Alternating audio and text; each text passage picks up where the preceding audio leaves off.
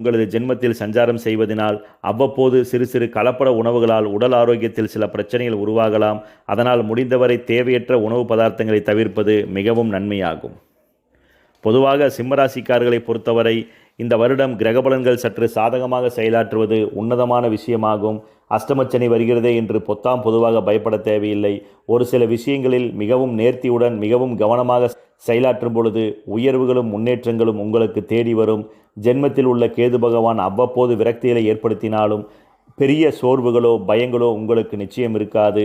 அதே போல இந்த காலகட்டத்திற்கேற்ற சிறந்த பரிகாரமாக ஒவ்வொரு சிம்மராசிக்காரர்களும் உங்கள் வீட்டருகில் உள்ள நவகிரக திருக்கோவிலுக்கு தவறாது சனிக்கிழமை நாளன்று சென்று உங்கள் ஜென்ம நட்சத்திரத்திற்கு அர்ச்சனை செய்து நவகிரக திருக்கோவிலில் 15 நிமிடம் மௌனமாக கண்மூடி அமர்ந்து உங்கள் வேண்டுதல் பிரார்த்தனை அனைத்தையும் இறைவனிடம் சமர்ப்பியுங்கள். நிச்சயம் உங்களுக்கு நல்ல திருப்பங்களும் புதிய நம்பிக்கைகளும் உங்களுக்கு உருவாகும்.